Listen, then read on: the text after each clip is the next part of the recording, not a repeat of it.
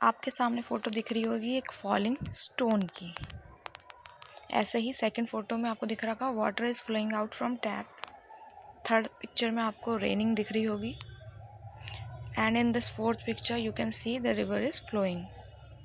And the fifth picture planets are revolving around the सन।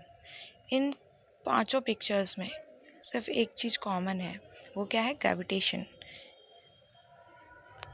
अब gravitation का मतलब क्या हुआ यहाँ पर कि स्टोन जो है ऊपर से नीचे गिर रहा है अर्थ की तरफ, पानी भी अर्थ की तरफ गिर रहा है, रेन या रिवर फ्लो कर रही है वो भी अर्थ की तरफ गिर रही है। प्लैनेट सन की तरफ रिवॉल्व करते हैं तो सन की तरफ उनकी फोर्स होती है। तो ये ग्रेविटेशनल फोर्स क्या होती है उसको समझते हैं। It is an attractive force exerted by every object on another object present in this universe. इसका मतलब क्या है? ये फोर्स हर एक ऑब्जेक्ट दूसरे ऑब्जेक्ट पे लगा रहा है। इसका मतलब ये नहीं कि सिर्फ अर्थ के पास ग्रेविटेशन है, हर ऑब्जेक्ट के पास ग्रेविटेशनल फोर्स होती है।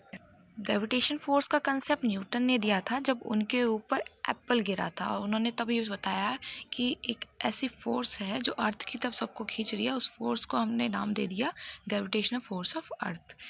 इसी फोर्स को हम बाकी यूनिवर्स में भी अप्लाई करते हैं। और जो ग्रेविटेशन फोर्स है उसी की वजह से एटमॉस्फेयर हमारी अर्थ में है और जिसमें ऑक्सीजन होती है जिससे हम जी पा रहे हैं। सोलर सिस्टम बना हुआ है, अदरवाइज सोलर सिस्टम कब का डिस्ट्रॉय हो चुका होता, प्लैनेट एक दूसरे से टकरा कर कब के ख़त्म हो जाते। इसी तरीके से जब भी हम जंप करते हैं तो देखा होगा हम नीचे ही आ जाते हैं अर्थ की तरफ, तो ये अर्थ की ग्रेविटेशनल फोर्स की वजह से है। इस दुनिया में एक चींटी हो चाहे या फिर कोई बड़ा सा प्लैनेट, दोनों या हर चीज़ हमारे पर ग्रेविटेशनल फोर्स लगाते हैं, एक दूसरे पर, अपने पर। आई होप आपको ग्रेविटेशन फोर्स का कंसेप्ट समझ में आ गया होगा। Thank you.